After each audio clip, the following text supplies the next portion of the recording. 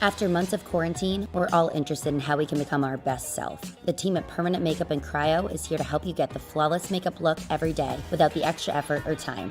When it comes to your appearance, you deserve the best care that money can buy.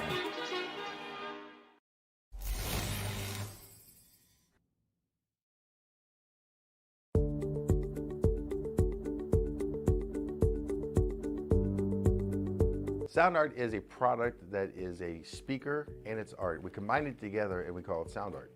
What makes it so unique that any picture can be your speaker?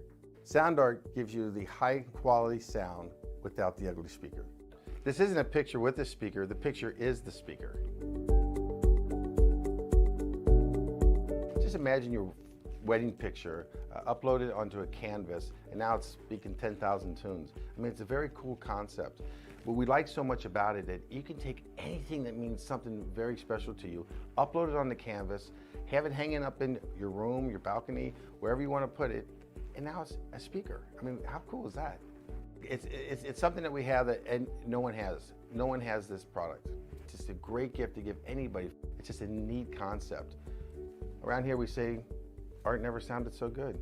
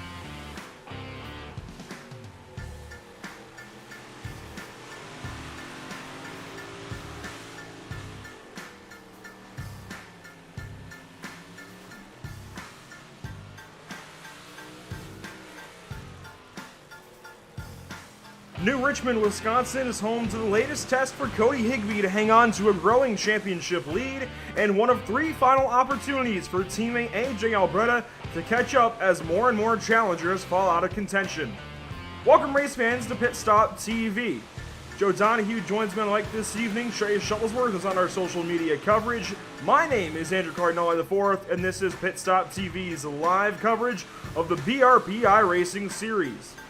As we know, you have many options to watch your sim racing action. We thank you for doing so with PitStop TV and tuning in on Facebook, YouTube, Twitch, and Twitter.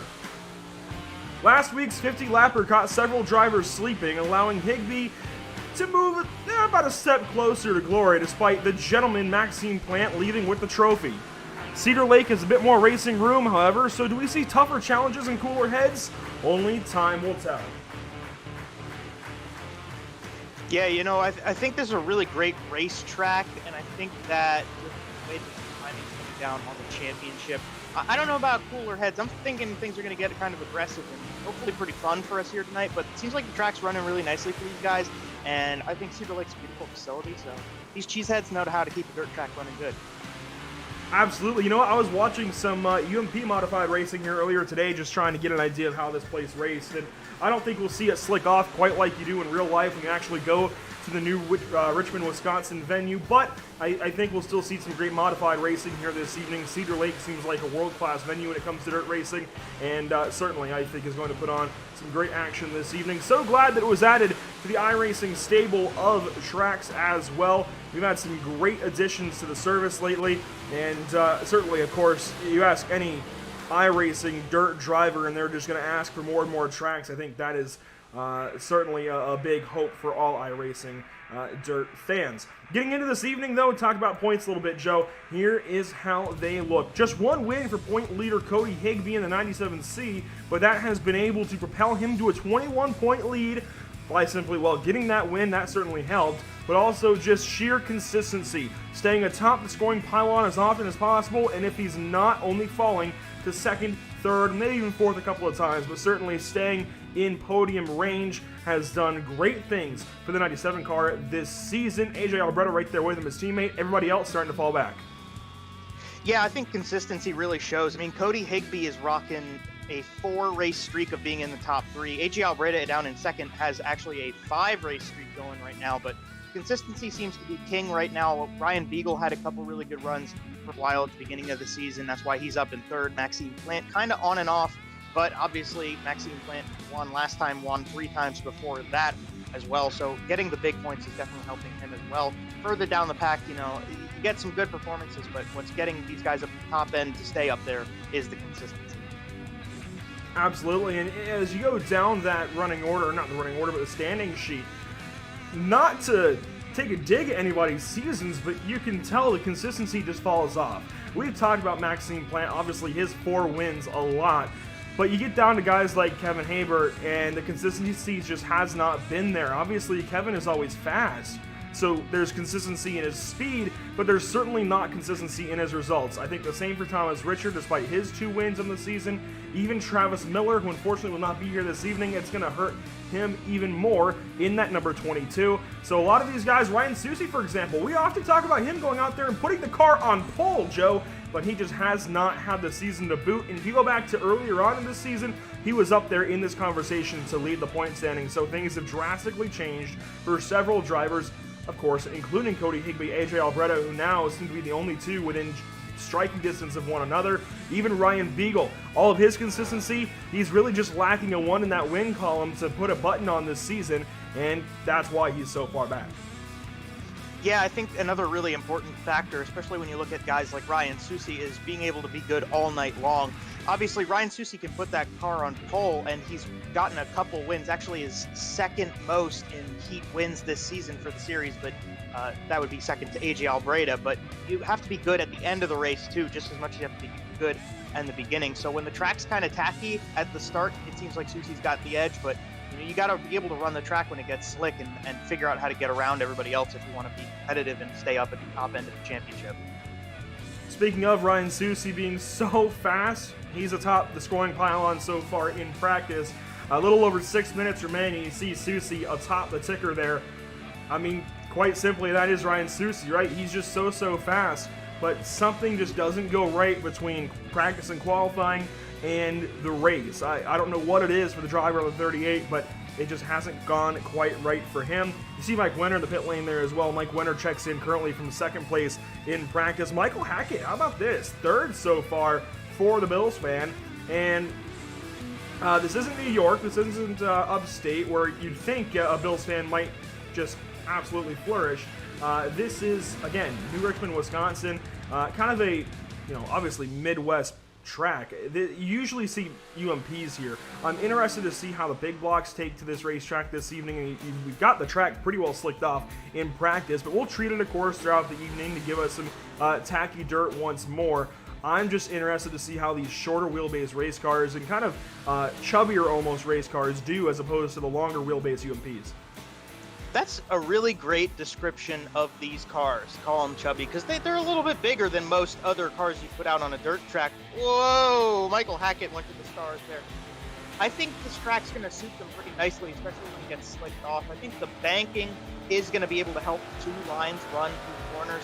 Hopefully it gets exciting there, but anytime they get the track slicked off, I think it works really well for these cars. So hopefully that pays dividends tonight, and by the end of it, we get some pretty good racing.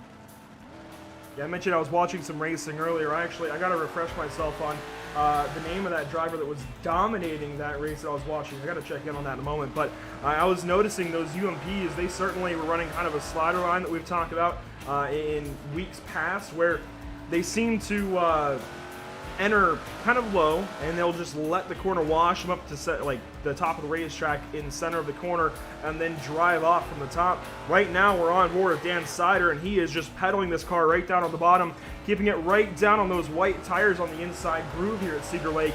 So a little bit different from what I saw those UMPs do. We'll see again how these cars take to the racetrack. And that driver I was talking about, Mike Anderson.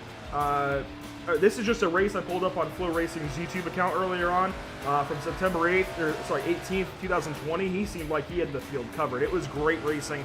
I hope we get some of the same this evening. Well, I would hope that we do. I think this track's going to kind of work the same as, to a degree, maybe Lernerville would be close if you're looking back at previous races that these guys have run. I think, with the banking, and obviously there's a wall up there, so these guys are going to have a wall to bounce off of instead of slipping over the crest of a hill. But at the same time, I think that the style should suit these guys pretty nicely, and hopefully, all these guys come out, they're very competitive, they've practiced, they're ready to go, they're putting in their final practice laps before we get racing tonight. But I think with everybody knowing what they got to do on this racetrack, and obviously BRP, a very experienced group of people in these modifieds, it should be pretty exciting, and they should be able to get things done pretty well.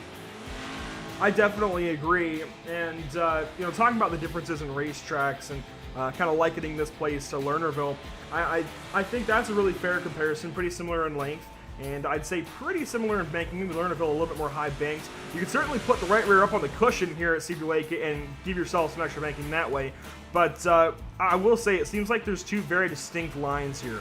I don't think the middle is going to be super prominent. I think you can use it to race around, but I think you're either going to be doing what Dylan Davidson's trying to do and park that right rear up on that outside wall, or you're going to have to do what we saw Dan Cedar doing and just pedal it right down on those inside tires. I think pretty distinctly you have one of two options. I also noticed this place sits about 3/8 of a mile. It races like a half mile, in my opinion. I've taken some laps here in both versions in the modified lately, and I think it kind of races like a half mile with just some shorter straightaways. It's very, very fast. It will certainly hold you in the racetrack, and is a great, I got to think of the word, contrast, there we go, to some of the quarter miles, some of the bull rings we've been at so far this season. So I like coming to a bit of a bigger racetrack, bit of a faster racetrack, a wider racetrack, I think. Most notably, it should give us a lot more racing room. And you know what? Fairbury last week, after a race like that, I think we could use a little more racing room for sure. Yeah, when we came into this session, I had forgotten how long the track actually was, and I was thinking about it, like, oh, this is, we're running half a mile again. No, it's 3/8. I was wrong just off my initial reaction to seeing these guys running out here in practice. But I think to go back on the point of the top versus the bottom, maybe one thing that could happen tonight that I'd actually be watching for maybe towards the ending stages is if everybody kind of commits to a two-line race, the middle might come into play at the very end of the night, just if everybody uses up the top and the bottom. But outside of that, I completely agree with you. I think this is going to be a two-lane track with, the top and the bottom. And it should be fairly one-laned at the very beginning of our night in these heat races. But after that, hopefully it gets pretty exciting, pretty cool. And, we have a good time out here. I think that's absolutely fair, and I think that's a pretty good read on this evening as well. Certainly, I think to start this thing out, we're going to see everybody try and go down to the bottom side, rip around, and just take the shorter line here in qualifying. Once we get into heat racing, we'll see that top side, I'm sure, come in.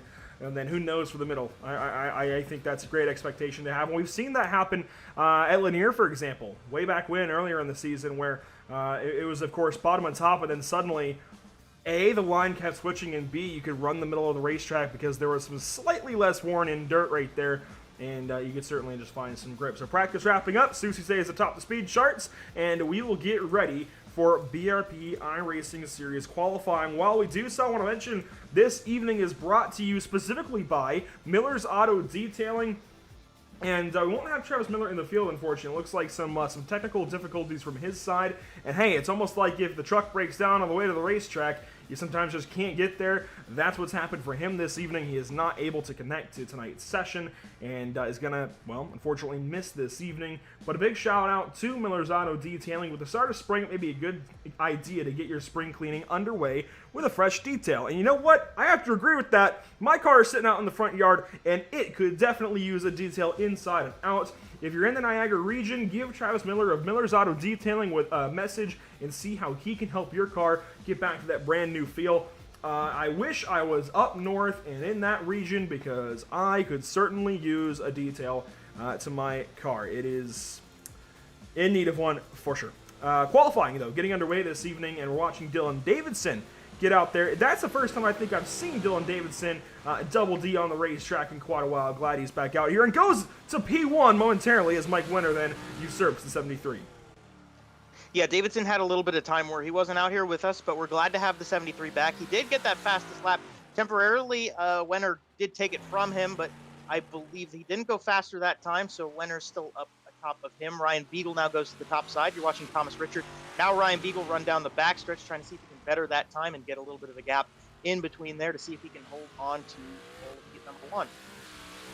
Here's point leader Cody Higbee, only one win on the season. It came at Williams Grove. We'll see what he can do this evening at Cedar Lake. How about that shine on this car? That spec map, boy, that is going to glint pretty nicely in the sun. We've got a little bit of sun as well. Usually we start these BRP iRacing Series events off under the dark of night, but today we got a little bit more sun in the air, and he's going to go second place on the speed charts. Let's get that up for you to look at as well as we get through qualifying. Qualifying does not take very long here. It all goes by pretty quickly. David DiPietro, though, on the racetrack. We'll see what he can do in the number 68. Yes, DiPietro now running down the back. He is the last car that is yet to throw up a time on the board. He runs the bottom side, so pretty solid running line there for DiPietro. He comes past the line the first time, and I correct myself, Rogalski actually hasn't set a time yet as well, but that is going to end DiPietro's run. He just got into 10th spot there. You're on board with Ryan Susi. He's going to try to come around, see if he can better himself in the running order. I don't think he got much out of that one. No, sir. He's actually well past his allotment of 2 laps. He's just running extra laps out here. This is what I love so much about some of these series. You get some of these guys that go up there and they just keep running laps. And A, this helps them continue to get dialed in. B, this continues to change the racetrack here on dirt. So he's, well, if he was to continue to keep running the top side, well, it would keep moving that dirt up and up and up and start building us a cushion towards the top of the racetrack. Thomas Richard now, he's still running some laps, and he's not all the way up there. This time puts the right rear up in the loose stuff, and that's going to help build us a top line as we get ready for some heat racing this evening. Still on board with Thomas Richard as qualifying comes to a close. Just one car did not take to the racetrack. No, he did. Here is Rick Rogalski. I don't think he's got time for a lap, and time does expire. He does not. No, he did just barely get a lap in, but it was slowest of all 26 qualifiers. So, straight into heat racing like normal, Joe. Let's take a look at our first heat lineup. Ryan Beagle on pole for heat number 1. Mike Wenner will join him on that front row. Starting third, though, is Brian Berger, new to the top 10 in point standings. First time I've ever typed his name in to that points standings graphic. Very happy to see him turning things around later here in this season. David DiPietro alongside of him starting in 4th. Starting 5th here in Heat 1, it's Brandon Gruhl, then Adam Hilton on his outside. From the inside of row number 4, it's Ryan Susie, then Double H, Hunter Hallberg in the Budweiser 99. He'll roll off 8th. Corey Howe will roll off from the 9th position. 9 cars ready to do battle for some 8 laps here in the first heat at Cedar Lake Speedway. It's going to be a fun one, Joe. Glad to have you alongside me. Yeah, I always love coming out here on my Monday nights and spending it with these BRP guys. Always a good show. I love coming out and dirt racing. It's a really good time. And I think, we're going to get some nice stuff out of this track. It's still kind of tacky for some of these guys to run pretty nice. And, we'll just try to work in that top side and maybe get some 2-lane action going on. This should be a good start to the night. We got a lot of really heavy-hitting competitors out on track. Absolutely, and I just got to say, I love this sunset component, this day and night. I know a lot of these drivers, they like keeping it all at nighttime. It retains some extra moisture in the track or whatever, so the driver likes it. But I gotta say, this feels a lot more like any local track show that you go to. You're gonna start during at least a little bit of daytime, right? You're gonna have that transition, and you see a lot of dirt races run through the day. It's just that you have extra classes to move the feature further into the night, right? But I love this day to night transition that we're able to have this evening, just throwing in a little bit of sunlight, and you'll see how the dynamic of this racetrack changes over the course of tonight's festivities. 1 pace lap in, that means we have 1 pace lap to go, getting ready to go green flag racing for the first time here at Cedar Lake Speedway this evening. This is the BRP iRacing series. So glad we're bringing it to you one more time. Well, a few more times this season, of course, on PitStop TV. Love this series. Truly do love this series and love bringing you the big block mods this evening. Ryan Beagle going to start off on pole for heat number 1. Come to the green flag. We are off and away up on the bars. We race to 1.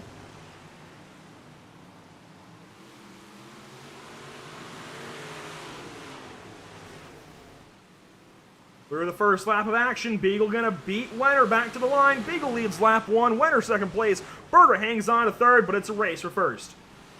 Brian Berger is really putting it on right now. Wenner on the outside doing just the same with Ryan Beagle. The 23, they go to about the same line, middle of the racetrack. It's still kind of tacky all over the place. You're gonna see these guys kind of searching all over, trying to work this track in pretty nicely, but for the time being, Beagle's got the control of the race pretty solid. And Joe, this is a camera that I specifically told you earlier that I was looking forward to using this evening. We can see Susie battling here in the 4th position. We're sitting at our car limit. We're not sending anybody home this evening, so we should only have 3 heats instead of 4. So we won't talk about a transfer spot too much, but this would be for that transfer spot. If we did have just 1 more car this evening, it would be between Susie and Hilton currently in this first heat. Lap 5 of 8 underway, coming around to lap 6 of 8. Yeah, and by my calculation, we should be running 3 heat races if we've got 9 cars in this one. Otherwise, I believe we would have had a considerable amount less. So on top of that, I think any position you can get is still crucially important, because any position you get, that's 3 spots further up in the feature grid that you can get, because, obviously we're going to run 3 heats. So that is pretty important, and if I were out there on track, I'd still be running just as hard to get any spots I can out of this field. Oh, absolutely. Still want to put yourself as high up in the starting grid as you can. Ryan Beagle going to take the white flag. 1 lap to go here in Heat 1 from Cedar Lake Speedway in New Richmond, Wisconsin. This is the BRP iRacing Series. First heat on the evening. First bit of racing action for you. And Ryan Beagle is going to come through turns 3 and 4 for the final time in this first heat. Collect the checkers and go on to the feature race. The first winner on the evening. Wenner then comes in second. That's Berger, Susie, Hilton, Hallberg, Howe, DiPietro, and Gruhl.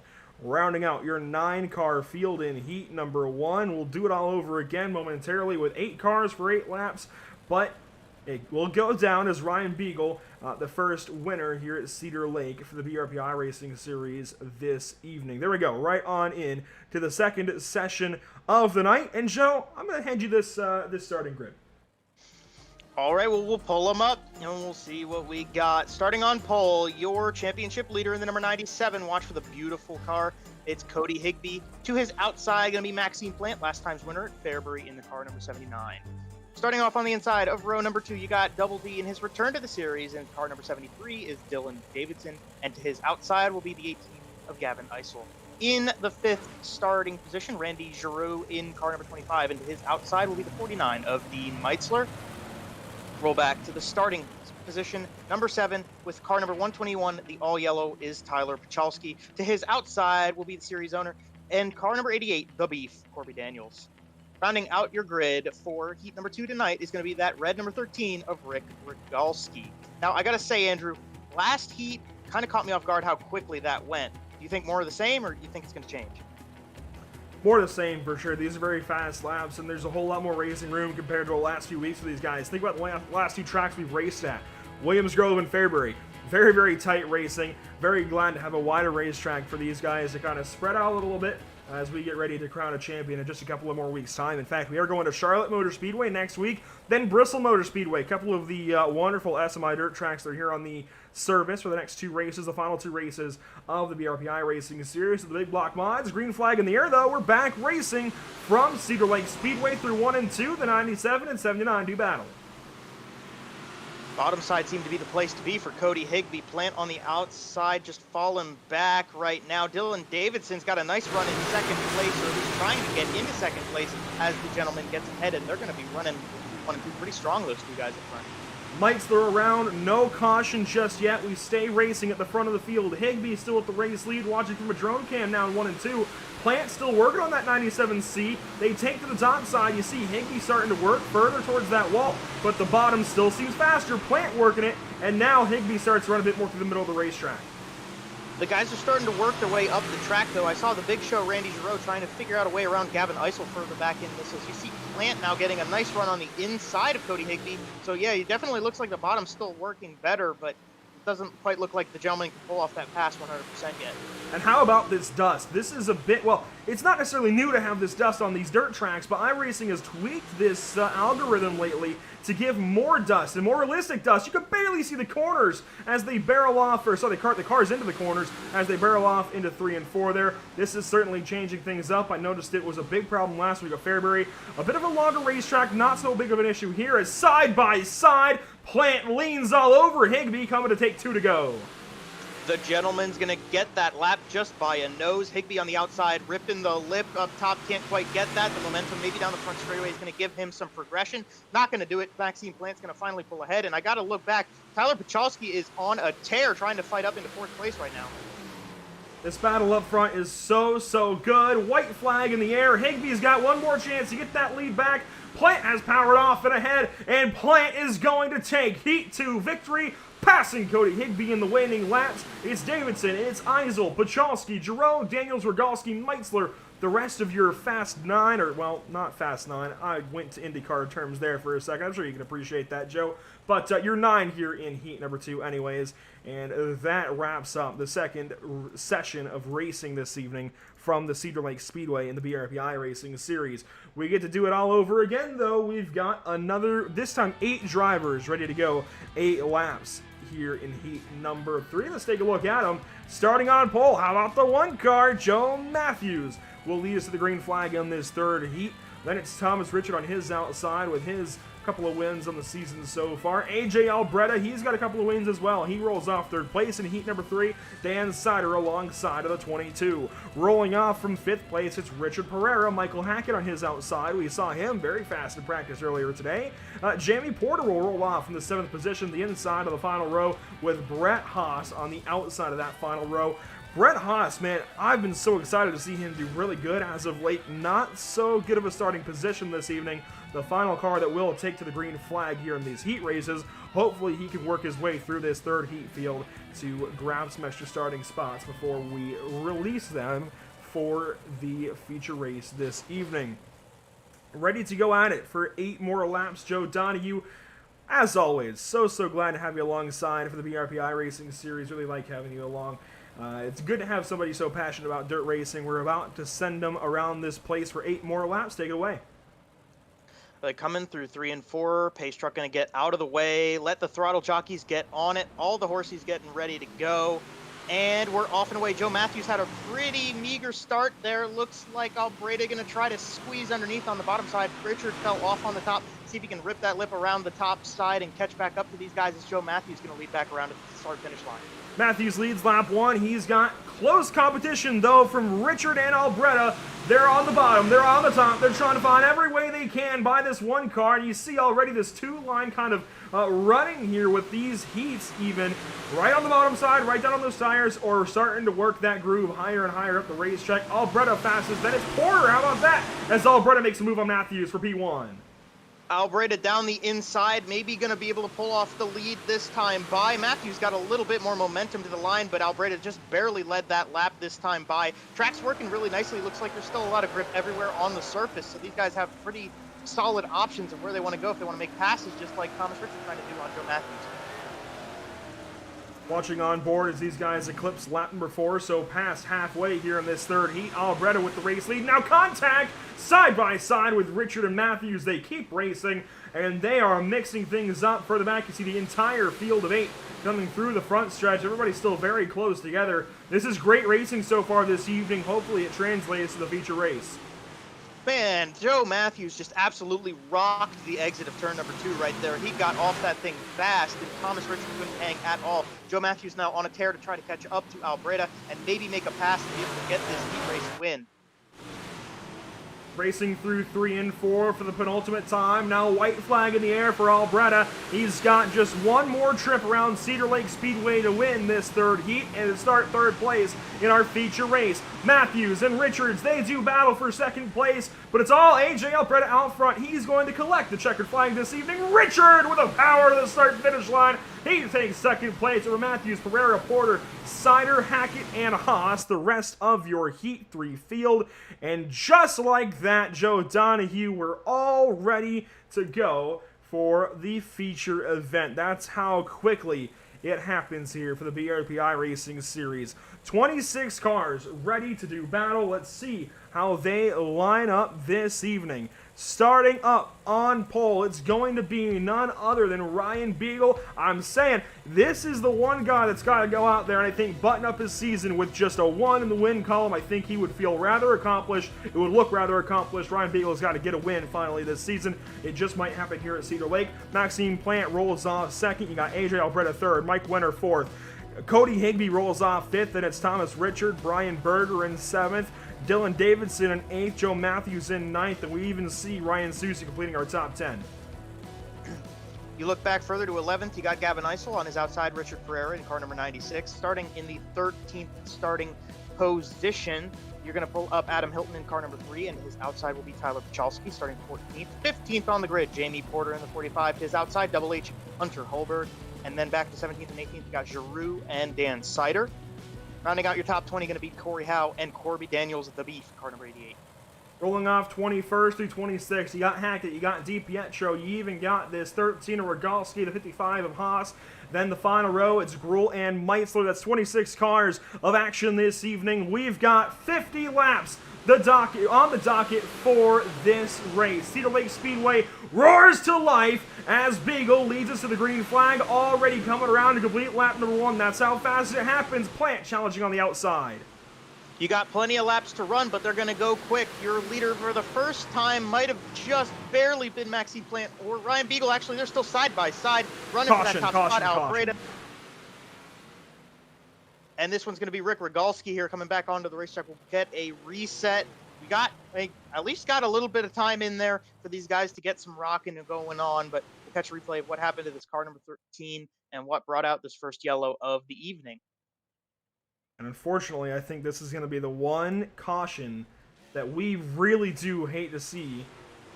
Rick Rogalski was in the pit lane. You see, this is right as the start happens. The pace truck had come in, and he's trying to get on the racetrack. He missed the grid, and this is, I mean, this is painful. Howe was in there as well. Man, this sucks every time. And it's not necessarily, I mean, it's so tough as a driver. Where do you try and stop to not bring the yellow out, right? There's got to be a better system that can be put in place, I think, to get a car on the racetrack trying to rejoin the race. There's got to be a better way than bringing out a caution every time. Yeah, so that's an in-game quirk there for iRacing. That yeah, to be clear, I'm a little annoyed with iRacing, not the driver. Yeah, so what Andrew's talking about right here is when a car comes out of the pit lane onto the facility's track here at the dirt tracks, will throw a caution because obviously that car's kind of slower than everybody else, but it is kind of a jank system. It's a little tough to deal with and can be frustrating in situations where we have such good racing. But hey, re-racked, restacked. Hopefully we get another good restart here. Coming to the green flag. Boy, that pace truck is digging. We will take the green flag one more time. Maxime Plant races off into one. Gets a great restart as well. Beagle digging on the bottom side now, and he's not letting that 79 go anywhere. Wenner's in the mix. Richard, Albretta, and more. Ryan Beagle has his front left tire on those tires on the inside of the track that hold the cars up on the racing surface. He is absolutely gunning to the bottom side, as the top side seems to be working pretty well for guys up there like Plant, Wenner, and Richard is now maybe Double D even's going to get some spots out of that top side. Davidson ripping the top side now. Here comes the 73 car towards the top 5 as Beagle and Wenner go at it for second, and Plant starts to walk away. 3 abreast through 3 and 4. Richard inserts himself, and now Wenner uses that top side to drive away a little bit. You see the 73 of Davidson ripping the top. There's Albretta as Beagle continues to fall further back in the bottom side. It's just not quite as fast because you constrict your entries and exit. You lose a lot of speed doing it. Yeah, and those guys really seem to be ripping off the exit of turns 2 and 4 there. A little bit of contact between Albretta and Davidson. I think Davidson got into Richard before that. Yellow flag. Oh my. Oh, we got one upside down on the front straightaway. That's Petra. That is Hunter that's Hulberg. Hunter H. Yeah, that's Hunter Hulberg. So Hunter Hulberg turned over on the front stretch. Big contact with Hackett. We'll take a look at it momentarily. And oh boy, a whole lot's going to happen here this evening. Here is Hunter Hulberg towards the back end of the field. The 84 of Cedar and the 84 of Hackett, I think, are going to come together. Maybe not that time. And I guess it was the next time around. So we went even further back than I thought. I'm the one pressing the buttons. So here's the 84 side by side with Hulberg. And it's going to happen. Oh, he tags Giroux, who tags Hulberg. And oh my gosh, how violent.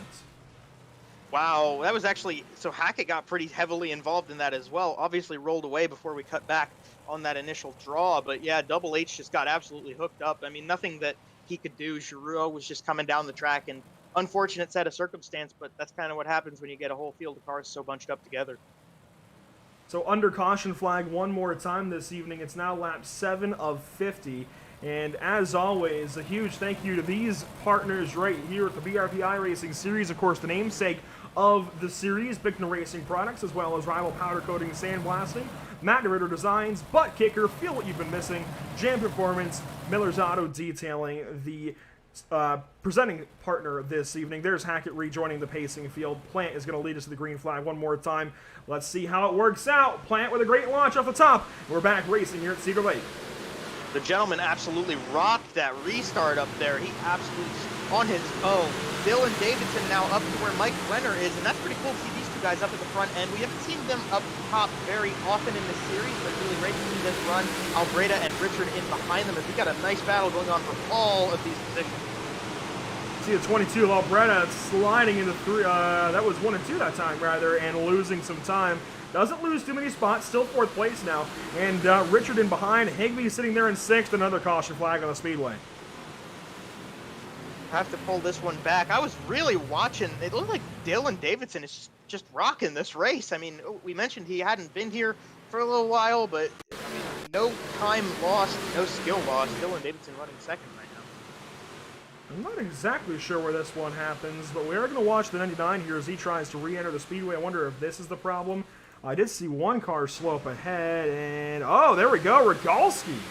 Oh my. Let's see what happens to him.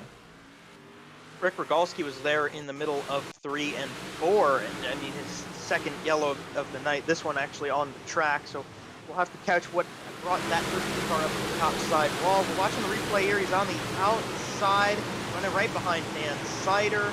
He's got the beef inside, and they run about 3 wide out of this turn. Car gets a little. He just got crossed up. Yeah, it got significantly out from underneath him there, down the straightaway, just spinning the rear tires and unable to get some grip before he hit that turn, and he couldn't get the car turned in time.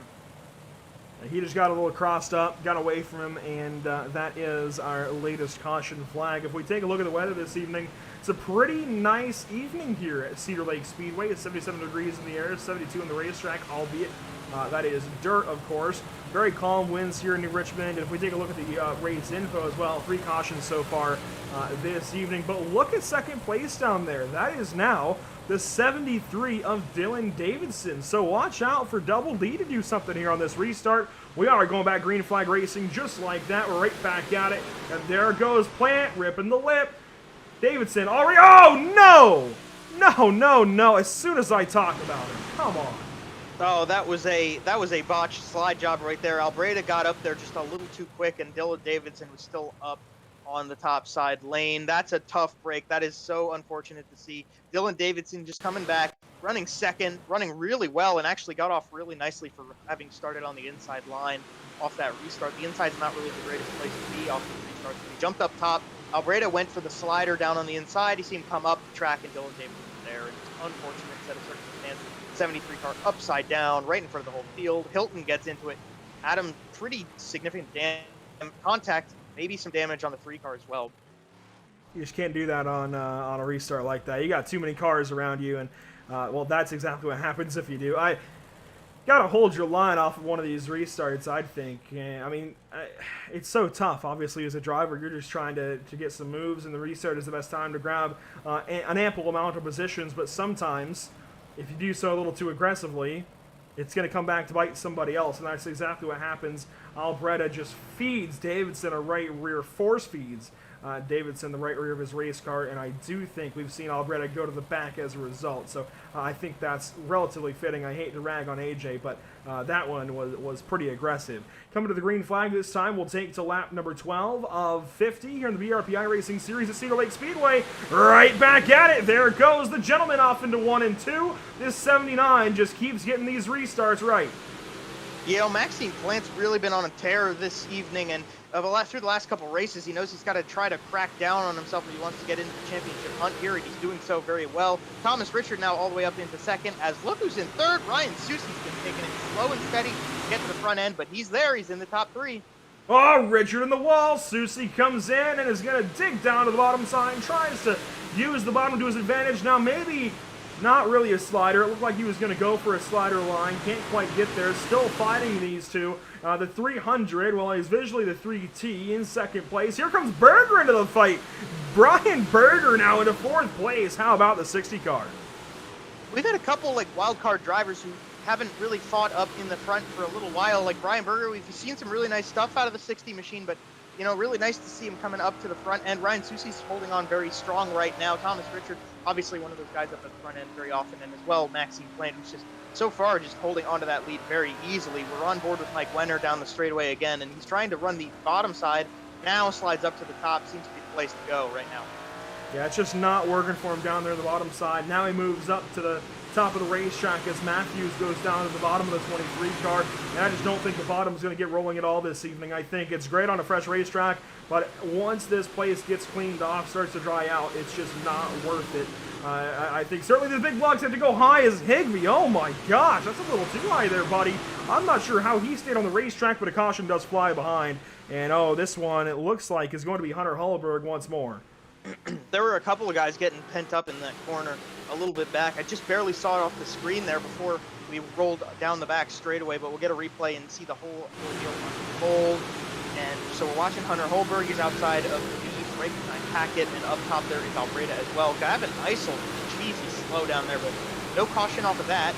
Come down the front stretch into turn 1 and 2. Oh, gee, Hunter Hullberg got that wrong all on his own, actually. Just completely missed the pushing and slid up into the wall. Big contact, big flip for the 99H. And that was exactly what I saw Higbee almost do, was he just got way too far up the racetrack on entry to 1, and I thought was going to throw it off into the wall like that. It wasn't the 97, it was the 99 that got the wall, and unfortunately brings out another caution flag. I think that's our 4th or 5th so far this evening. Lap 18, now 50. We clicked a few off that time, Joe, starting to get closer and closer to at least halfway, and this race is going rather quickly. For feeling like a half mile, for having a couple of big incidents so far, I like the pace so far this evening. Plant your race leader. Susie now on the bottom side. It's going to be tough for him to fight from this one, but we've seen some big moves from down there. In fact, Davidson's had a couple of great restarts from down there, so we'll see what Susie in the 38 can do this go-around. Plant race leader, Susie in the bottom, then Berger, then Higbee, then Beagle. We go back green flag racing, lap 19, now 50.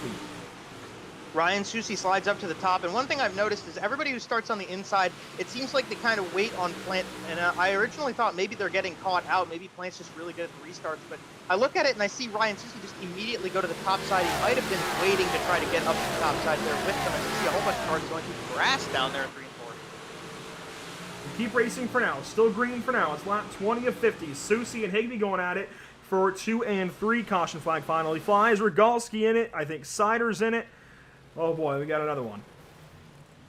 Well, Rogalski got it back underway at least there, but he was facing the wrong direction for a split second. We'll pull up PitStop TV replay cam. You can see how this one unfolded. So we're riding along, watching Rogalski. He's got D. Meitzler out on the outside, and so those guys down on the inside through the grass, Dylan Davidson, Michael Hackett, they come back together. Rogalski's just got contact from Hackett and Petro. They're all just so close together and trying to run the same line. Tough break, just kind of slid him around, and no big damage, no big deal, just car backwards, got to throw yellow for that. So yellow flag out one more time, and it looked like that whole jambalaya started in turn 4 with guys like Eisel and Hackett and some more, but they got it sorted out. We stayed green flag until that incident out of turn number 2. There was somebody turned over on the exit of the pit lane. That likely was Cedar or Holberg. It's hard to say, but Cedar is in the pit lane after a tow, so I would dare say it was the number 84. Coming to the green flag this next time through, we'll be coming to lap 21 of 50. Wait on that pace truck to do some great driving of its own and dig through 3 and 4 and wait for it. I think he's going to start. There he goes. He's starting to roll quick. I just love how that pace truck starts digging like that. Green flag back in the air. Back racing now. It's lap 21. On the loud pedal through 1 and 2. We'll see if Susie slides up at the top side. He does. Brian Berger sitting in 3rd place, maybe peeking down the inside a little bit. Doesn't quite get there on Ryan Susie. Plant running the very top. Everybody trying to go with him. Leading the bottom charge is Ryan Beagle, somebody who kind of likes to be that guy to go down to the inside first. Oh my gosh! Oh! Big crashes all over the place in 1 and 2. Yellow's out. Cody Higbee. Oh no. Our points leader has just left the racing facility. I cannot believe what I've just seen. I was surprised, very surprised to see that. Caught me off guard there.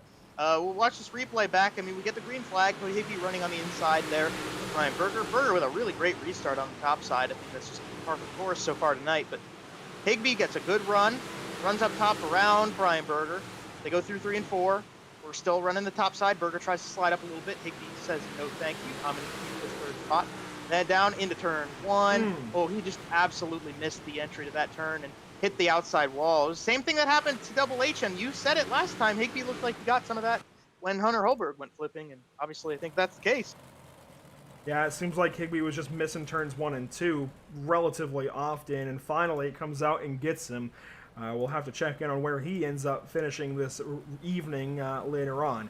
There were some more cars involved. Looks like Matthews and Wenner were some of those drivers getting a piece of it. We're already coming to a green flag. We are switching, it looks like. No, maybe not. Like for a moment, these guys were restarting that time and doing so single file, but I don't think so. It looks like they are doubling up, and we are taking at least one more trip around the speedway before we go back at it. So we'll get to see these guys do battle for a few more shots. And this should be our 1 to green signal from our starter atop the flag stand. Barty doing a great job up there this evening. He's going to get an extra workout if things continue. But I've liked everything we've seen so far. This track is starting to slick off. It's starting to get challenging. And we're seeing the best of the series make mistakes.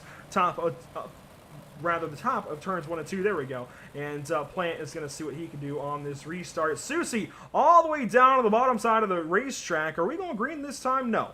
No, we're not. That would explain it. So while we get some time, I want to throw it out there real quick. I want to mention everybody watching with us here on PitStop TV, YouTube, Twitch, Twitter, wherever you're at, please go in. Please shout us out. Say who you're rooting for. We want to hear from you guys. I've been watching the YouTube chat. I've seen 17, 18, 19 people watching. Just give us some love. You know, show us who you're rooting for. Who do you think's going to be pulling it together here in Cedar Lake tonight? should take the green flag this time. Looks like we're a bit more organized and we'll do so. And the green flag flies, and oh my gosh, Susie and Berger. That was not a good restart at all for Susie or Berger. Obviously, I think Berger got caught out by Susie's start there, but that was not good at all down on the inside of the track, and those guys got bobbled up way too quickly. Let's watch this from the onboard of Brian Berger and see what happens to Ryan Susie to really mess this one up. I didn't see anything out of the ordinary. No, he just throws the car sideways, and oh man, he came down and kind of tank slapped the 60 of Berger, and that was the lone spin for the caution flag. Yeah, I think if you get a shot of them coming down the front straight away, we might be able to see off the initial start. At least I kind of initially thought maybe Susie made some contact with the race leader Maxine Plant as they were coming out of that turn. Obviously not intentionally, but I think they just kind of started running for the same amount of real estate, and it kind of caught Susie out a little bit. Right there might have been a small amount of contact that might have set it back a little bit, but he still just didn't get a really great restart anyway. I think it was just from the way he threw the slide and threw the car up on the bars. I don't think it was necessarily contact with Plant. I think it was just how aggressively he got on the power and chucked the car, and you've got to do that to load the suspension and get her rolling, but man, he did so really aggressively and ends up catching him by surprise. As where is row 2 in all of this? They are falling way back because it looks like we're not restarting that time. It's so tough to tell because sometimes it looks like the pace truck lights do go off. Now they have gone off. Can confirm we're restarting this time. And we'll come around to take what will be lap 23 of 50. And yeah, we're getting close to halfway, Joe. Not a whole lot else to say. I think we're just waiting to see how this race pans out. Starting to get a pretty slick racetrack out there. And if we get back green flag racing for any length of time, I think we'll see this dynamic really change. Yeah, I'm really hoping we start to get this track worked into the point where we can get a couple lines running at the same time. I hope the bottom side starts working in really nicely. Brian Berger trying to make it work down low. Ryan Beagle up to the top side. Caution. One of those guys who's been leading the charge on the bottom, and he doesn't have to worry about it again. We got Dylan Davidson backwards, and he's coming back around to get that car figured out. Gotta say, man, I love this series, but we gotta get some racing in here, guys. Dylan Davidson problems off of this restart, and he's racing back here with Richard, and he's digging to the inside of the car before we're at the start and finish line, and I think that's contributing to some of the cautions. Obviously not that time, and actually it was Rogalski just getting loose. So, you know what? It's that slick racetrack that we're praising, right? It's that slick racetrack that we want to see, and I honestly think, actually, if anything, it's because we haven't had too many green flag laps on it. These guys are kind of caught off guard by the fact that it is a bit slick. Yeah, I think it is catching these guys out that the track's changing, and you know, you expect that with a dirt track, but it gets hard to deal with at a certain point in time. That the line you've been running so significantly, so solidly for the whole night, basically, is now starting to be loose and not where you need it to be or where you've expected it to be all evening. And that maybe seemed to catch out Hunter Holberg, Cody Higbee previously, and the rest of the guys obviously showing that that's kind of the same thing for them too. Well, hey, look at this. Peter Charles in our Facebook chat saying he's pulling for Brian Berger and Brett Haas. And Brian Berger certainly has a great season going for him. He is getting closer and closer to some great things. I think this time we're finally going single file. We'll see how this works out. We are single file. The green flag flies. Plant out with the race leader course. Susie in behind for second. Susie holds on very well to that second spot. Ryan Beagle searching down low, trying to see if we can find a line, and we got a yellow flag coming back again. The field's going to back it down, and we'll get a replay of what happened here. This was a very quick off the restart. We got a yellow out for a single file restart too. So David DiPietro back here, I think, is the car that is slow, and he had given a gap, kind of checked up on the backstretch. Richard in behind, and just immediately around. So he must have got on the throttle a little too quickly, maybe hit a spot on the track that was a little too slick for his liking. And I mean, that thing just went around so fast. I doubt Dave had much time to really react to what was going on and figure that car out before it was already gone, already sliding sideways through the corner. Well, you know, I think it goes back to the fact that we just haven't run many green flag laps on this slick racetrack. We've had this slick racetrack now for probably 20 minutes, and we haven't been able to race too much on it. Maybe not 20 minutes, 10 minutes probably, but you know, these guys have been doing more pacing than racing in the last 15 minutes, I'd say. So it's just a matter of the fact that these guys have suddenly run this racetrack in a bit more than they had the last time they really raced and restarted and held that restart. And now, especially with single file, they've got to get on the gas harder. So they've got to stay with everybody in front of them. And they've got to chuck that car like you saw Susie do. And even Susie had a problem. So it happens to the best of these guys. Green flag back out. Love this drone cam as we get back going. Lap 25, now 50. Plant absolutely tore away from Ryan Susie right there. Susie and Beagle, we got two Ryans racing each other right there. Maybe will shape up a race for second place. They're going to try to catch up. The Plant running down low up to the top side, pushing through 4 and back onto the stretch next to Plant. Easily leading up. No, big contact. Ryan Susie into the wall hard, upside down, more cars into it. Big crash. We got a caution. Yeah. Like I said, happens to the best of them. We'll catch a replay here. I mean, we saw it on screen, but we'll pull it back one more time to Ryan Susie running second. He's got Beagle on his tail. They're racing for second place, trying to be the better of the two Ryans. 38 down the front straightaway, into the corner, just way too fast and way too high, and 38 just gets caught out.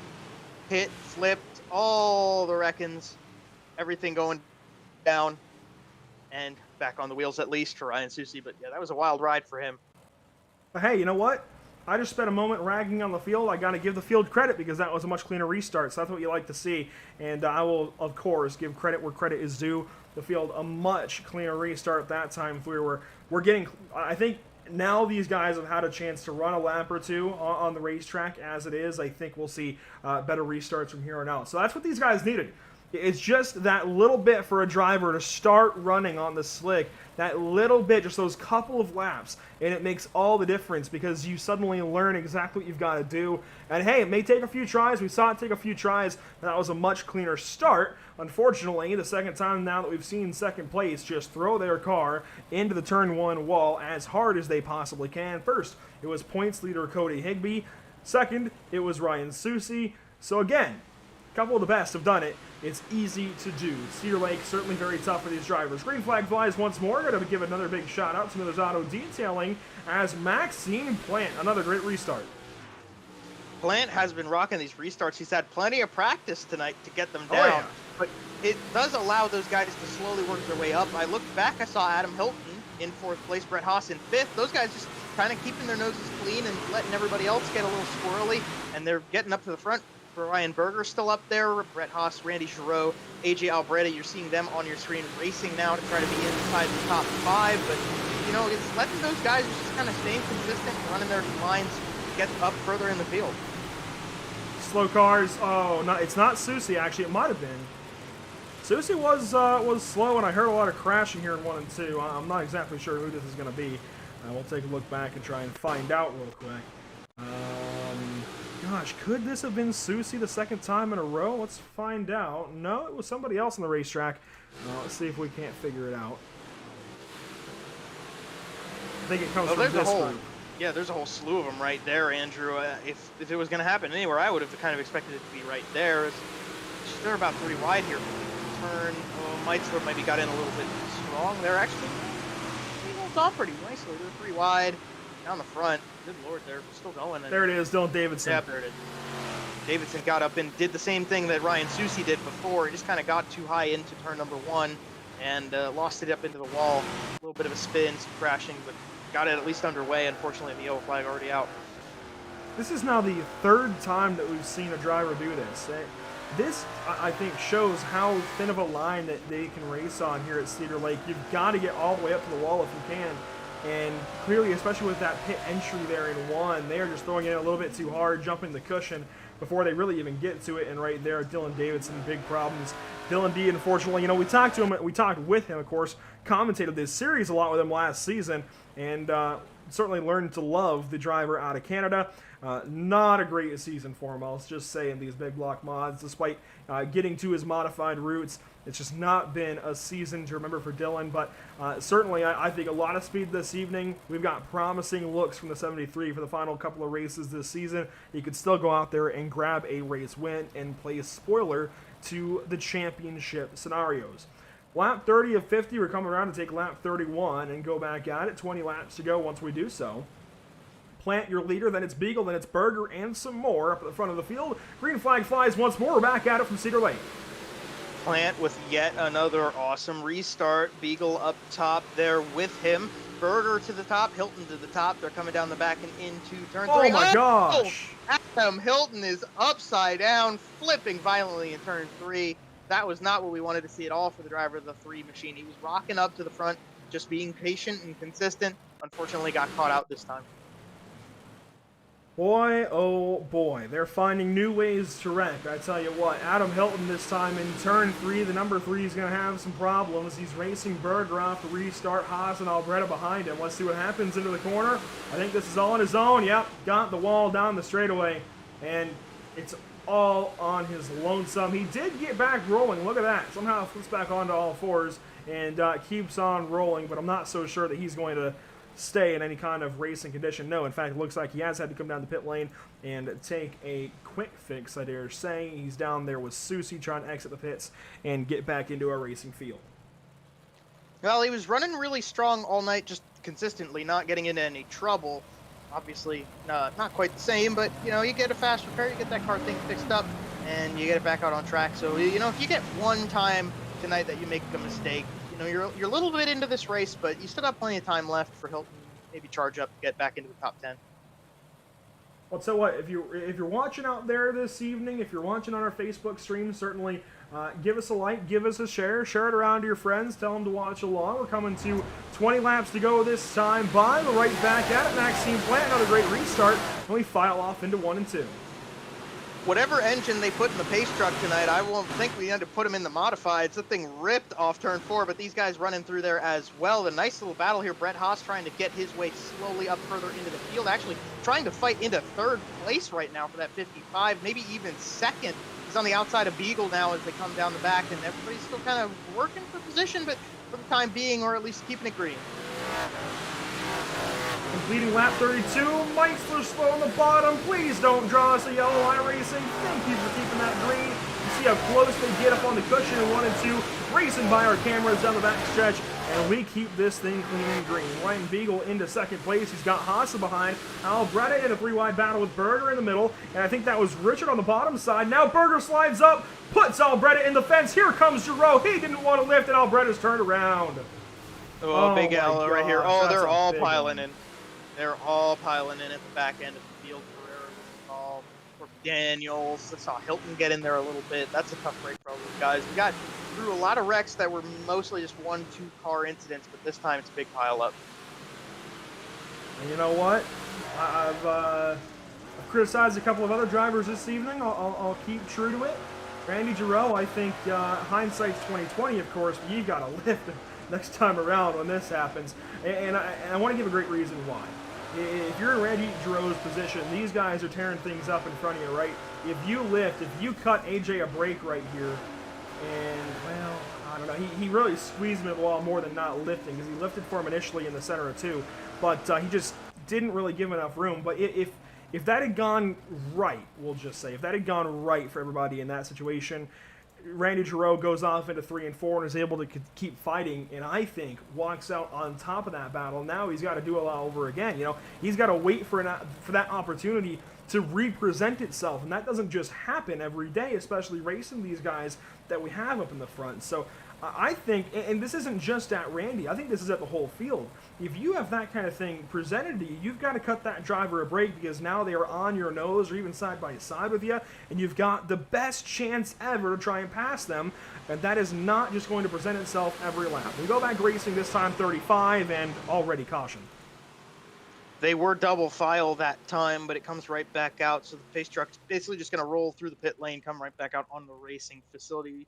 Dan Sider down in the pit lane there in the 84 machine, but we'll pull up the replay of this yellow. That was tough. Getting that green flag, I was ready to see some nice racing here, and unfortunately just didn't quite work out back end of the field.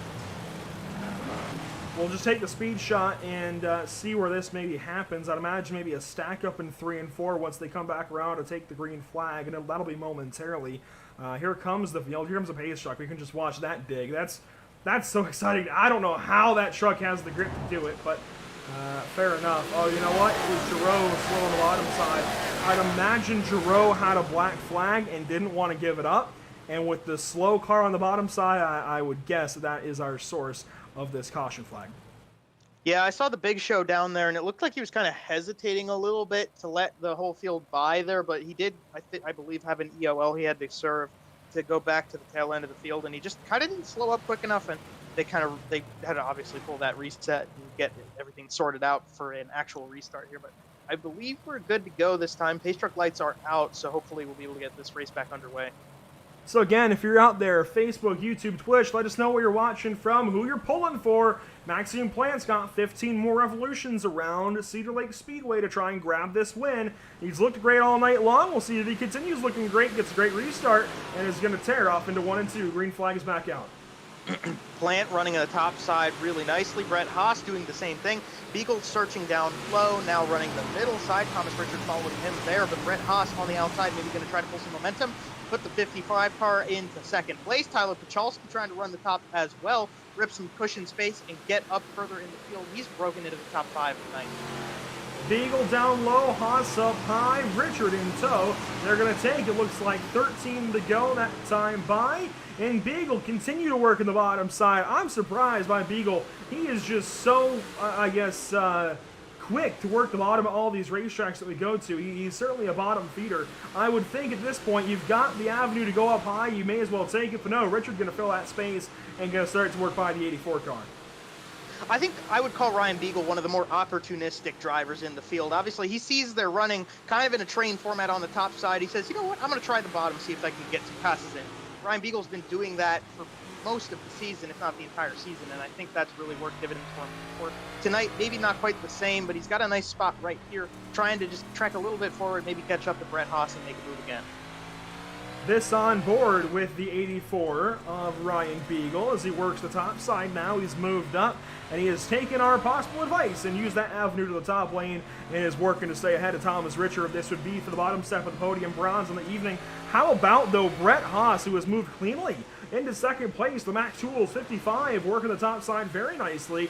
And Brett Haas, a great run so far this evening. Big battling back here, though. Cody Higgins is back in it. There's 3 wide of Pachalski, Matthews, and Wenner in the middle. It is a 23-car sandwich, and oh boy, things are exciting.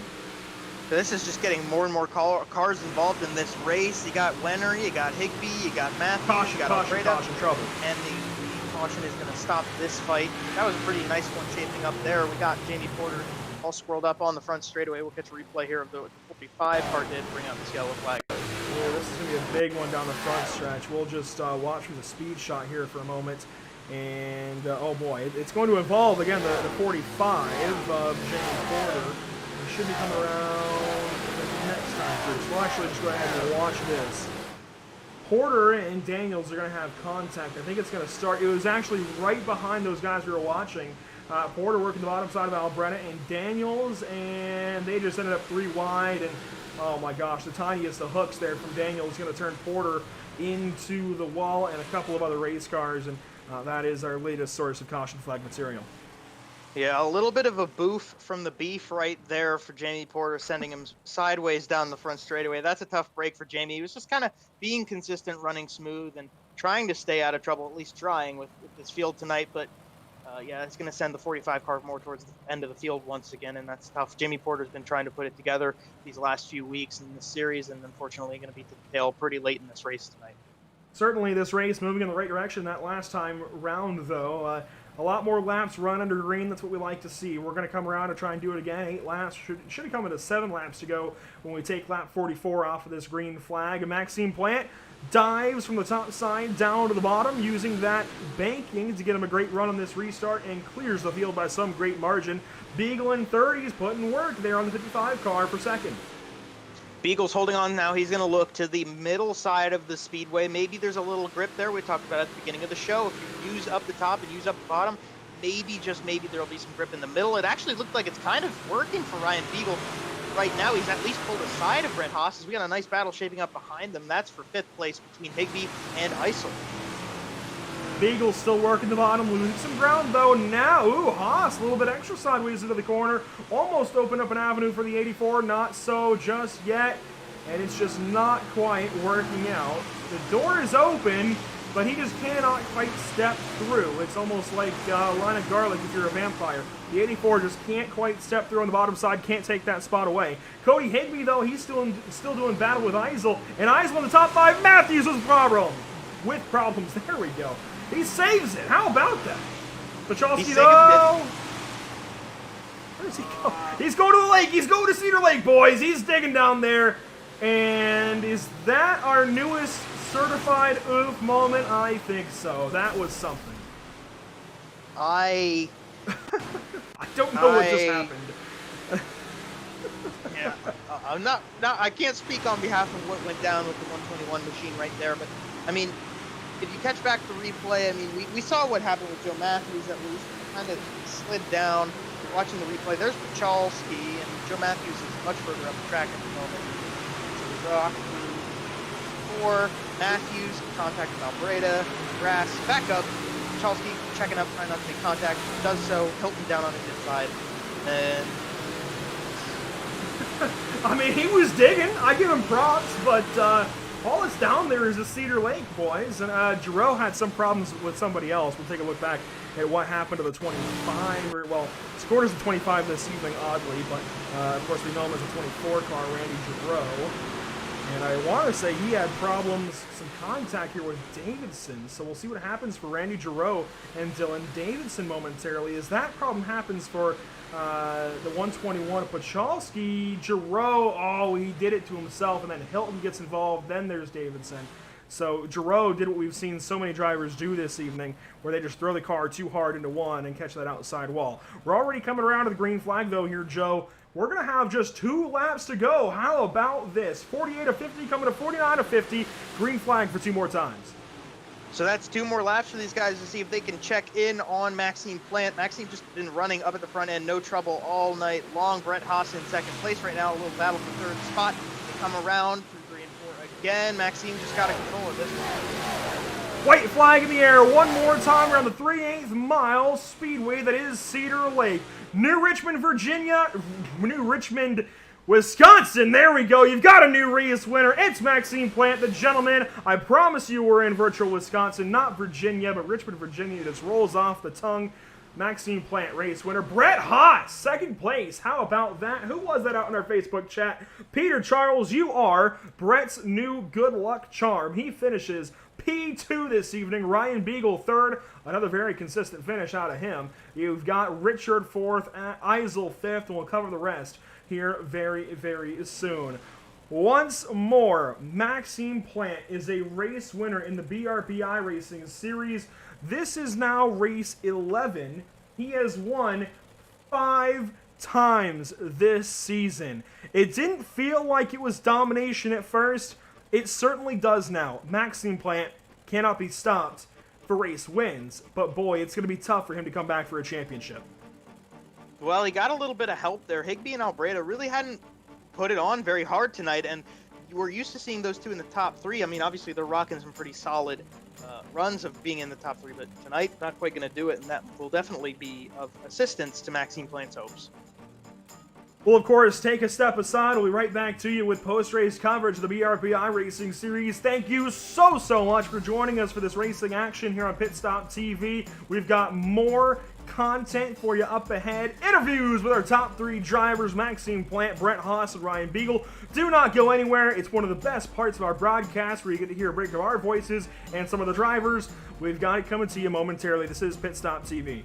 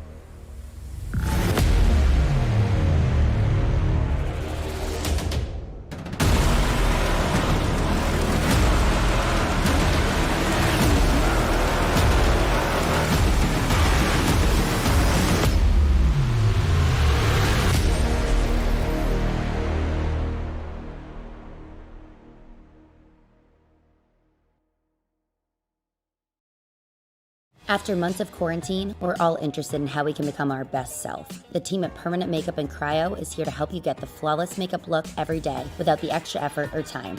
When it comes to your appearance, you deserve the best care that money can buy.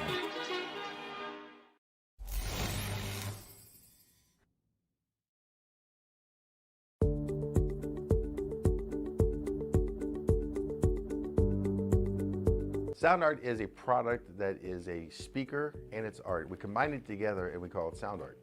What makes it so unique that any picture can be your speaker? Sound Art gives you the high quality sound without the ugly speaker. This isn't a picture with a speaker, the picture is the speaker. Just imagine your wedding picture uploaded onto a canvas and now it's speaking 10,000 tunes. I mean, it's a very cool concept. What we like so much about it that you can take anything that means something very special to you, upload it on the canvas, have it hanging up in your room, your balcony, wherever you want to put it, and now it's a speaker. I mean, how cool is that? It's something that we have that and no one has. No one has this product. It's just a great gift to give anybody. It's just a neat concept. Around here we say, art never sounded so good.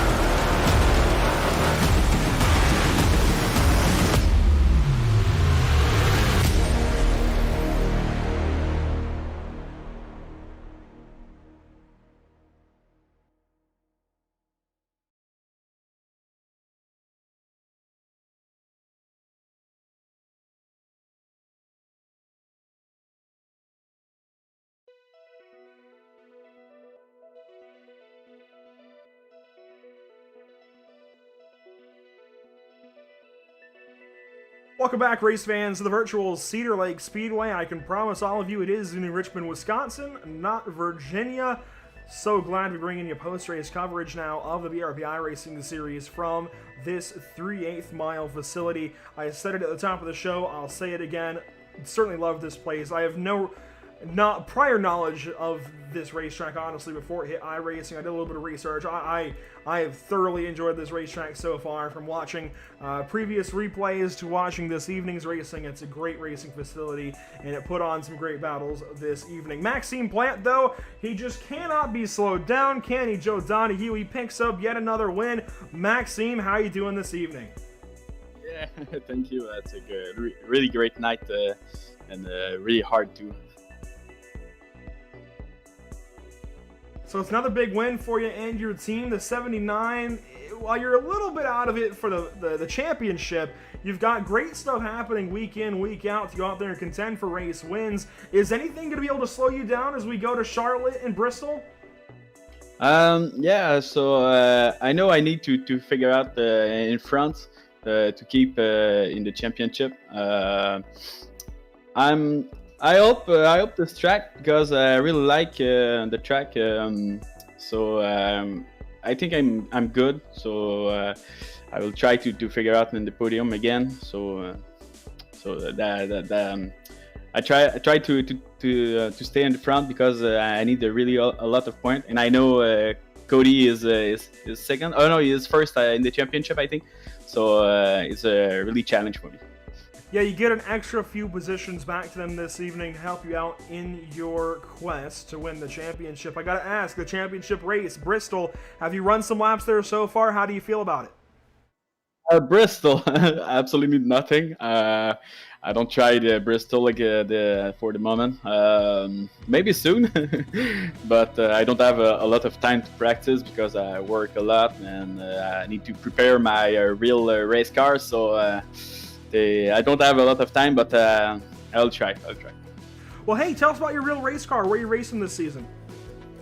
I'm a race car in the dirt car modified 358 at Grand Beach, Brownsville, Cornwall. in the Quebec. So it's for my 6 years this summer on the dirt car modified, but I race since 2012 in the Speedster series by Tobias. That's a series where I'm a 3-time national champion on this series, and that's why I'm jumping the modify after that. 3-time national champion. How about that, Maxime? You're quick on the sim as well. Who do you have to thank? Who do you have to shout out? Yeah, thanks a lot for the stream. The broadcast is really cool for me and for my sponsor and teams. And thank you everyone for tonight. And we see you next week. Well, congratulations to you, Maxime. You'll have to let us know how the real racing endeavors go. You'll have to hit us up on Facebook with your results. Congratulations on the win this evening. Best of luck to you the next 2 weeks in BRP and in real life. Yeah, thank you, sir. So Maxime Plant, another race win this evening, backing the rest of his season performances up this evening with just another fantastic run, absolutely dominant. But hey, look at this guy, Joe. I'm so excited for this interview. Brett Haas finishes second this evening. We'll pass it along to you. Yeah, I'm going to get to talk to the driver of the 55. Brett, this is Joe Donahue. Do you got a copy? Loud and clear. All right, Brett. Well, hey, we haven't talked to you in a while. It's been a hot minute since we got you up in the podium, but you're here tonight, second place. How do you feel? Oh, come on, you can't rub it in like that. That's not good. No, I feel really good. I stepped on, I messed up again in qualifying, so that put us behind the 8 ball from the beginning. Finished last in the heat, and we got good track position on those restarts with Maxime picking the top to fire, so that top row really took off on the restarts, and we were lucky enough most of the race to start up there. So it worked out in our favor, and definitely was it's a racy track, and slowed down towards the end. Maxime did an awesome job. I don't think anyone was touching him tonight.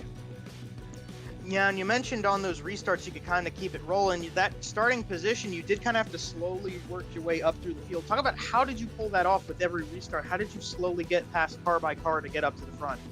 I think this series you just got to be super patient, because there's a lot of attrition, and the way iRacing scores, sometimes you get the wrong end of that, where they put a car back ahead of you if you don't complete a lap. But tonight, like I said, I was just surprising myself with how many positions we were picking up per caution, and halfway through the race we were, I think, in the top 5. So we had a good run tonight. Definitely surprised me, and towards the end I was again just playing defense, just trying to save a podium finish. So we ended up doing that. So from starting as deep as we did, we'll call it a good night. Yeah, that attrition definitely seemed to be helping the guys who were kind of able to keep their cars clean, such as yourself throughout the course of the race. But I got to ask, so you got 2 races left here. You got Charlotte and Bristol. Have you done any practice laps, especially at Bristol? Are you prepared? What are you thinking about these 2 last races of the season? Oh, totally not prepared for Bristol. I haven't even gotten the track yet. So I got to do that, turn some laps. With getting our cars ready for the real season has kept us quite busy. So I haven't had much time on iRacing, and it's showing. But no, we'll have to turn some laps in the next couple weeks just to try getting another couple podiums. Our BRP series this season hasn't been the greatest, so a win and a couple podiums would definitely finish the year off strong, and then we could focus on real life and start stringing some good finishes together in real life. Yeah, you mentioned that. Oh, go ahead and tell us a little bit about your real life car. Tell us where you run, what your season looks like, and what your expectations are. Yeah, so Lebanon Valley, we're going to run full time in the big block division again, same as last year, and then we're going to have field a small block and a big block in the short track super series North region. So we were supposed to run this past weekend down in Port Royal and Selinsgrove, but we blew up a motor a couple weeks ago at Georgetown, so we had to sit this one out. But we should be ready full boat in the next few weeks, and then we have I think almost a 40 race schedule this year. So we'll be pretty busy, and it's all going to be possible with my crew's help and my primary marketing partner and car owner Dave Prime with Mac Tools. So because me and my wife are expecting our first baby, so it's going to be a crazy year, but we're looking forward to it. Yeah, that sounds exciting for you there. Obviously, being a new father is going to be a whole new experience for you. I checked in on the Port Royal race. I'm from that area, central Pennsylvania, and I was looking through that modified field just to see if I knew any names. So kind of disappointed to hear about the motor. Tough break. I could have seen you racing down in my neck of the woods, but nonetheless, we'll set you free for tonight with that. That's a pretty nice spot to end it there. But before we do that, set you free to go crack open a cold one and enjoy this. We'll get you to the center stage. Anybody else you want to thank or anything you want to throw out on the broadcast before we Just my real life, yeah, just my real life crew. They watch this, support me, my parents, obviously my wife, and like I said, all my real life marketing partners that help support my habit in real life too. So like I said, my car owner Dave Prima Mac Tools, MGI Transport, County Auto Wrecking. I know I'm missing a boatload of them, but just my primary group of people. Without them, I wouldn't be able to go out and have fun on the weekends. Absolutely, I appreciate that full-heartedly. That's what makes racing, and those people are how it makes it work. So, congratulations anyway tonight on iRacing. We'll look forward to seeing some more out of you at Charlotte and Bristol. Hopefully, we'll get to talk to you there and see some success in the real world. All right, Joe, I appreciate it. Thanks, buddy.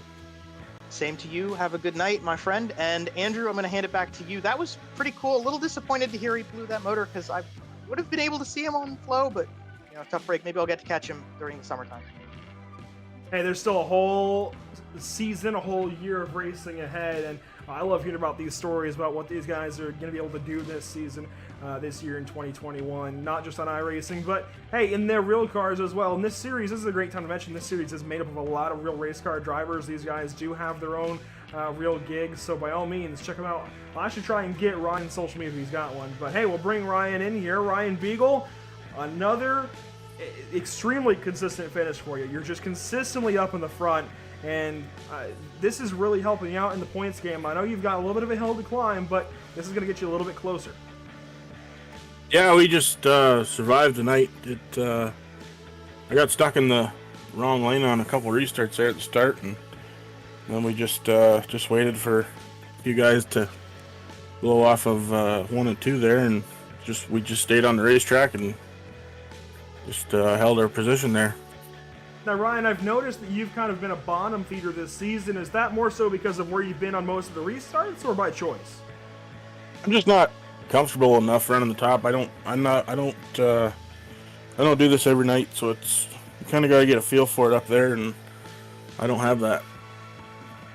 Yeah, I can tell there were definitely a few guys that were just slinging it up top, and we saw that you were able to pass them when they had misfortune. So what was the key then to this evening? Was it just kind of knowing your bounds and knowing that you might have been a little more safer on the bottom side? Yeah, just trying to be conservative and stay out of trouble. It's all I can really do. I'm not any faster than these guys, so just got to survive. Well, you could fool us because you've looked fast all season long. I got to ask, though, we've talked about the previous two guys, Maxime and Brett, about their real-life racing efforts. Do you get into your real-life racing game? What do you do? Yeah, I run a street stock up here in Canada at Oswego Speedway weekly when it's open, but we travel around a bit to the other racetracks here in the province. But yeah, that's what we get into. Well, awesome. Tell us, where can we follow along with your racing efforts? Where can we find you on social media? I'm on Twitter, Instagram. I don't do much on Facebook, but at Beagle84RK for both. So before we let you go this evening, Ryan, who did the shout out for another third place finish? Yeah, just everybody puts this deal on. You guys for the broadcast. It's fun to come and do a little racing on a Monday night. Absolutely, and hopefully, well, you know what? I'll go check out your social media here in a little bit. I'll have to see how you're doing over on Twitter and follow along with the rest of the season. Congratulations on another finish towards the front, and best of luck to you the last 2 weeks here at the BRP iRacing Series, and hopefully with the Street Stock program as well. Thanks. That's Ryan Beagle finishing third this evening, and I'm sure we'll talk to him a whole lot more this season. It seems like we're talking to him almost every week, and always for good reason. Joe, 50 more laps in, we've got another race in the books. It's time to check out how they shake out this evening. Finishing first, of course, Maxime Plant up top of the scoring pylon. Then it's Brett Haas, Ryan Beagle. We talked to all three of those guys. That is huge for Brett Haas to go up there and grab a ton of points this evening. It's kind of on par, though, for the other two atop the podium. Thomas Richard gets that 4th place finish, riding his season when it matters. That's going to be good, I'd imagine, for a position, maybe even 2, or at least getting him closer to some more positions in the point standings. And Gavin Eisel drops down to 11th in the point standings. This might shoot him back ahead of Brian Berger there for 10th. You throw it back a little bit further. My apologies, actually, I lost the stream here for a second, so I'm going to hand it back to you, Andrew. Apologies on my end. I'm having some technical difficulties. So Cody Higbee checks in from 6th position. AJ Alberta finishes 7th. Mike Wenner in the 8th position. Joe Matthews in 9th. And rounding out the top 10, Randy Giroux makes it up north of 11th position. That's painful for our points leaders, Cody Higbee and AJ Alberta, to come a few points, a few positions out of the top 3, but they shouldn't lose too much. The points standings shouldn't change too much before next week at the Charlotte Motor Speedway. Dylan Davidson, Double D, checks in at 11th. Then you got Michael Hackett, Brian Berger at 12th and 13th. Dean Meitzler checks in from 14th. Jamie Porter finishes 15th spot. You get further back here, you got guys like Hunter Hallberg, Adam Hilton, Corby Daniels. Then Tyler Pachalski, Richard Pereira make up the top 20. Those guys, though, 3 and 5 laps down, respectively. The back end of the field, the final 6, Dan Sider, 5 laps down.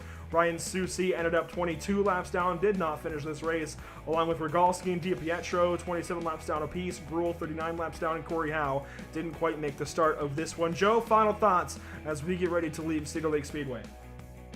Well, I had a little lag spike there. I got it figured out a little too late. I apologize about that. But hey, I thought this track worked pretty nicely for the guys who could run it. It caught a couple of the guys out, and hopefully kind of get that show figured out for next time out. Charlotte's a really great track. I think most every dirt car runs well at Charlotte, and hopefully these guys get some practice in to put on a good show there. And then Bristol's going to be a very interesting deal for the finale. I'm excited. I always love coming out and seeing these guys race and connecting with these big block drivers and all these guys running dirt. It's special to my heart. And, nice time and a nice way to spend my Monday evenings.